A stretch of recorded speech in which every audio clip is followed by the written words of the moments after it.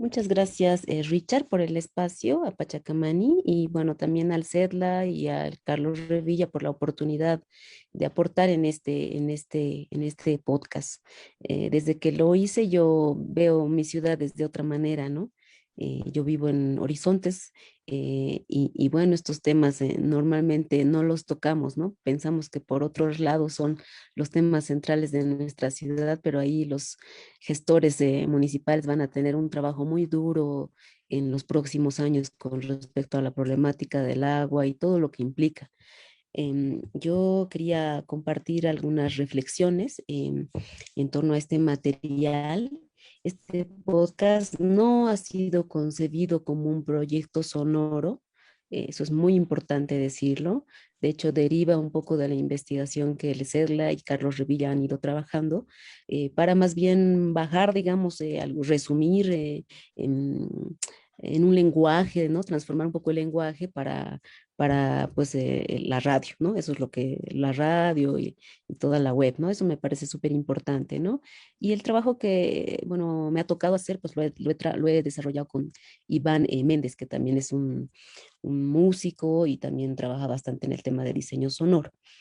Lo que yo sentí mucha afinidad a la hora de desarrollar este podcast por una reflexión súper importante que la investigación hace, que tiene que ver esta conexión urbana-rural de la problemática del agua, ¿no? Ya en alguna investigación previa sobre el tema de manantiales en la ciudad de La Paz, yo había identificado que la problemática del agua en las leyes y en cómo está estructurado la gobernanza del agua está recontra escindido, ¿no? Está así dividido. Entonces, de manera que uno, si quiere averiguar, en mi caso, cuando abordé el tema de los manantiales, qué sucedía con el consumo de los manantiales, si estaban mapeados y demás, era un idas y vueltas, digamos, entre el Viceministerio de Recursos Hídricos y, bueno, el Viceministerio de Agua Potable. Esto para mí fue un indicador un poco de cómo las divisiones están tan marcadas y no nos están permitiendo hacer gestión integral del tema agua, ¿no? Y de hecho, la academia va a contribuir, si Richard, compañeros, ustedes revisan un poco los estudios que se hacen a nivel del agua, pues desde los estudios rurales se habla mucho de justicia hídrica, de acaparamiento del agua, y desde los estudios más bien rurales se habla de consumo, de acceso al agua, de las tarifas, de privatización y demás. Entonces, si se dan cuenta, las categorías que estamos produciendo sobre una misma problemática son bien distintas, ¿no? Y tienen que ver porque hay una filosofía que divide el recurso del consumo, del recurso del servicio y demás, ¿no? Lo que yo les estaba contando entonces es que la cuenca, pues tiene varias partes, como nos ha ido describiendo Carlos. Hay una parte alta, una parte media y una parte, digamos, más baja donde se van desembocando, digamos, todos los ríos se van encontrando, todas las aguas, ¿no? Y lo que yo encuentro, por ejemplo, es que hay una conexión súper importante porque en el caso de la cuenca Catari, la parte alta bueno, tiene, digamos, a Miluni, tiene al Huayna Potosí, que son pues así íconos importantes de turismo ahora, ¿no? De hecho, el municipio de La Paz en los últimos años ha impulsado las visitas a este espacio. Hay un cementerio, ¿no? Este cementerio ha sido declarado patrimonio histórico, ¿no? Entonces, hay una fuerte vuelta, digamos, a nuestros espacios naturales y con una perspectiva quizá económica y de reactivación del turismo y demás. Y lo mismo pasa con el lago Titicaca, ¿no? Que o sea, sí es, digamos, nuestro lago sagrado, pero también es un espacio, pues, de importante dinámica económica. Entonces, si se dan cuenta, nuestra cuenca y todo lo que le va a pasar, digamos, al lago y le pasa, digamos, al Huayna Potosí, pues también tiene mucho que ver con cómo estamos gestionando la ciudad, los temas de residuos y demás, ¿no? Entonces, ahí yo me gustaría marcar esa conexión con el trabajo de los compañeros en vincular, estamos hablando de un mismo asunto, tanto sea en la ciudad como en el campo, ¿no? Y el concepto de paisaje me parece súper útil aquí. El paisaje tiene que ver con el espacio geográfico, tiene que ver con los factores ambientales que pueden modificar un paisaje, el cambio climático, tiene que ver con la sequía, ¿no? También los factores sociales y políticos que también inciden, ¿no? Y en este caso aquí se nota bien fuertemente la ausencia de ciertas políticas que van a incidir en lo que está pasando en la cuenca. Y también un paisaje tiene que ver con un modelo o interpretación del mismo paisaje, ¿no? Entonces, Carlos, por ejemplo, ahora nos ha compartido mapas, es parte de esa interpretación del paisaje, ¿no? Y cuando yo me encontré con el boletín, me doy cuenta que tranquilamente el boletín da para graficar, digamos, interpretar una cromatografía, digamos, de la cuenca, colores, ¿no? Y también sonidos, ¿no? A pesar de que este podcast no ha sido trabajado desde un diseño como un proyecto sonoro, eh, hay una fuerte información desde esos dos aspectos, ¿no? Lo visual y lo sonoro. Lo visual porque ustedes van a poder leer el documento y el libro y van a encontrar que la cuenca tiene colores a medida que transcurre, ¿no? Empezará cristalina, se pone naranja, se pone negra cuando están, bueno, recibiendo los lixiviados de Villingenio, se pone roja estamos hablando de los mataderos, se pone café cuando estamos hablando de las curtiembres, se pone verde finalmente, ¿no? Llega así, densa. Entonces, ¿cómo graficar eso? Esa fue una preocupación al momento de trabajar el podcast, ¿no? Esos colores, ¿cómo los traducimos ahora a sonidos, ¿no? Y pues ahí nos hemos dado cuenta que había que nomás que trabajar en una reflexión importante sobre el paisaje sonoro, ¿no? Y hemos intentado hacerlo de la mejor manera, ¿no? Pero creo que más bien lo que ahora voy a decir es cómo podemos enriquecer, digamos, estos estudios del agua desde la perspectiva del paisaje sonoro, ¿no? Y ahí lo sonoro para el mundo del cine, por ejemplo, es súper interesante cómo ha logrado construir mundos, ¿no?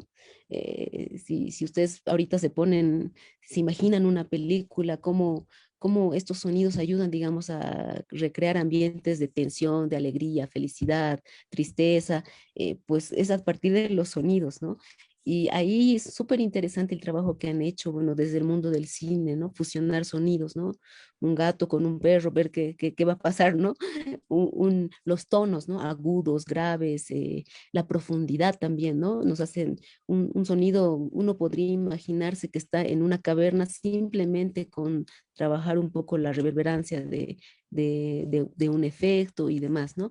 Entonces, hay todo un arte detrás del cine, digamos, de estas otras áreas, ¿no? Que han trabajado lo sonoro, ¿no? Entonces, hay una evidencia bien fuerte de que el sonido es bien importante para construir mundos sonoros. Y ahí con la investigación de los compañeros me doy cuenta que también lo es para investigar, ¿no? Y de hecho yo estaba pensando cómo sería una investigación de lo sonoro alrededor de la cuenca, ¿no? Y yo encuentro dos niveles posibles, ¿no? Un aspecto, un estudio sonoro desde el paisaje externo, creo yo, ¿no? Porque la cuenca ha sonado, estoy segura, en años antes de distinta manera por la presencia de sus aves o ausencia de sus aves, ¿no? Por la presencia o ausencia de los canes, por la presencia o ausencia de la actividad de la industria y demás, ¿no? Entonces, creo que esos elementos tranquilamente podrían ayudarnos a comprender lo que está pasando con la cuenca a nivel, digamos, del paisaje externo, ¿no? Y otra área que no, ni siquiera creo que lo estamos trabajando muy profundamente todavía es lo sonoro dentro de la cuenca, ¿no? Entonces, de hecho, hay un movimiento muy interesante en el mundo donde tienen pues sus hidrófonos, ¿no? En vez de, bueno, micrófonos, y que están estudiando igual la densidad y el trauma acuático, digamos, que está viendo toda la fauna y todos los elementos, digamos, que habitan las cuencas, los ríos, los manantiales, ¿no? Entonces, yo sí me preocupé un poco, o a raíz un poco de esta investigación, es que se me desatan todas estas ideas, ¿no? Y creo que esto puede ser importante, no como proyecto artístico, sino como un proyecto para reencontrarnos o aproximarnos con las fuentes de agua. De hecho, yo creo que como seres humanos hemos perdido esta conexión con el agua porque normalmente están debajo de nosotros, ¿no? Todas las alcantarillas, todos los sistemas están como enterrados, ¿no? Entonces, visualmente no va a ser posible conectarnos con algo que ya no estamos viendo, ¿no? pero creo que lo sonoro puede volver a desenterrar y abrirnos nuevas perspectivas para relacionarnos, o aproximarnos nuevamente con estos espacios, ¿no? En el podcast son reiteradas veces las personas hablan de que, yo iba a lavar la ropa o con mi mamá en Río Seco, o antes nuestros animales tomaban esta agua, ¿no? O sea, antes no llegaba aquí, lavábamos frazadas, no llegaba esta agua con basura, ¿no? Entonces, es nuestra memoria hídrica activada, yo creo, ¿no? Entonces, eso, ¿no? Y claro, los ecologistas pueden tal vez creer que esto es una rareza, ¿no? De pensar que hay sonidos de la contaminación. Los hay, ¿no? Y creo que las aves y todo lo que habita cerca de las cuencas lo puede narrar, ¿no? Y los ingenieros de sonido, los cineastas, los narradores de sonido pueden también creer que, pues no sé, por ejemplo, el proyecto que hemos trabajado, que podría ser un paso inicial, tal vez no corresponde o no ha sido trabajado con mayor rigor, ¿no? Pero creo que también muchas veces si nos perdemos en vías estéticas o artísticas, podemos perder también de vista todo lo que el paisaje significa, que tiene que ver también con políticas públicas y decisiones económicas y demás, ¿no? Eso es lo que yo quería compartir o aportar a este webinar. Richard, Carlos, Walter, Gloria, Glenda, todo el equipo. Muchas gracias, Jackie. Tengo muchas cosas anotadas en la mente y en un papelito para poder compartir, pero quisiera que compartamos un poco del trabajo que has realizado con el podcast en el equipo y ver, compartir esta sonoridad y eh, hacer conocer a la gente por qué no estamos empezando a hablar esto de lo sonoro. No es algo arbitrario de aplicar en diferentes ámbitos, sino más bien es un recurso del que vamos a comentar ahora. El río Catari y el río Pallina, que pasan por Viacha, van recibiendo fosfatos a causa de los pesticidas usados en la agricultura y de las excreciones humanas y de animales. Un análisis del agua en este punto indica la alta presencia de nitrógeno, con afectación en el desarrollo y la sangre. Aquí el agua tiene un tono verde. Y lo más antes era bueno el río. Sabe haber pescado, sabe haber mares. Agua era limpio. Ahora ya no es limpio. De ahí consumían pues los ganados, llevaban ahí a hacer tomar. Ahora es agua verdes, pues más que todo la contaminación viene de la ciudad. Sí. Entonces desde ese fecha ya no hay ni pescado, ni ranas, ni sapos, nada, ni el resto, ni la vaca toma. Más adentro, en Pucarani, los ríos Catari y Pallina, debido al arsénico, hierro y cromo, por causa de la actividad minera y otras industrias del lugar, arrasan con la flora y la fauna lacustre. Este encuentro entre los ríos y el lago Titicaca es catastrófico. Antes había huevos de uncalla, del pato. Esas aves ponían huevo. Cuando ibas ahí con tu balsa, por lo menos al día se cogías unos 100 huevos, algunas veces 200, menos se cogían 50 huevos. Y no hay ahora, ya no hay, totalmente ha hecho desaparecer esa agua contaminada. Ahí está todo, puedes ir a ver todo lo que botan aquí en la basura del río Seco. La gente es todo, vas a encontrar desde una madera, un plástico, hasta utensilios del hospital está ahí. La cuenca Catari, en su parte baja, se encuentra con poblaciones del lago Titicaca, cercanas a la bahía de Coana, como Chojasibi, Lucurmata y Coana. Muchas de estas comunidades complementaban su economía con la artesanía de totora y actividades turísticas. Sin embargo, como los ríos de la cuenca llegan verdes y contaminados, las totoras se secan y con ello se pierden tradiciones y objetos de la cultura del lago. El lago Titicaca sufre hoy en día un fenómeno llamado eutrofización, que consiste en un exceso de organismos presentes en el agua. Estos acaparan el oxígeno e impiden el ingreso de la luz hacia aguas más profundas. Además, como estos organismos son tóxicos, afectan a las ranas gigantes, a los peces y a las aves, provocando su muerte. Además, muchas familias y territorios aymaras que por cientos de años han convivido con el lago, comienzan una lucha por su sobrevivencia social e hídrica.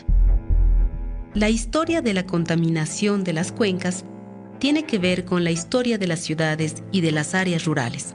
Los tonos y colores de la contaminación de la cuenca Qatari se relacionan con una forma de hacer economía, una forma de industrializar, una forma de hacer agricultura, una forma de consumir y desechar o gestionar nuestra basura. Se relacionan con una forma de habitar.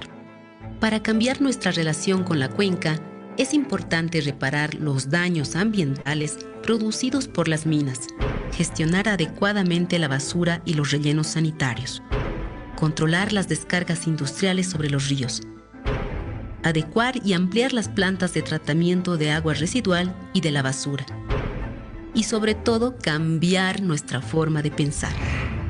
Estas recomendaciones ya fueron hechas por la Auditoría Ambiental a la Cuenca el año 2014, pero hasta ahora poco se ha avanzado. Desde el 2016, algunos municipios forman parte del Programa para el Saneamiento del Lago Titicaca Cuenca Qatari. Con el programa se tiene previsto construir 10 plantas de tratamiento de aguas, así como construir rellenos sanitarios en algunos municipios. Esta iniciativa, pese a su urgencia, está demorando mucho y es insuficiente para replantear nuestra relación con la cuenca. Este panorama nos invita a reflexionar sobre cómo retomar nuestra conexión con la cuenca en todo su recorrido, cómo recuperar los ríos, cómo eliminar las desigualdades que afectan a las personas que viven los efectos de la contaminación de la cuenca y finalmente, ¿qué otras políticas podemos generar? El Centro de Estudios para el Desarrollo Laboral y Agrario ha iniciado un proceso de reflexión sobre esta problemática en el libro titulado ¿Somos nosotros mismos? Desigualdades socioecológicas y urbanización en la cuenca del río Qatari. El estudio describe el uso y transformaciones ambientales. Justamente la idea era escuchar un fragmento del podcast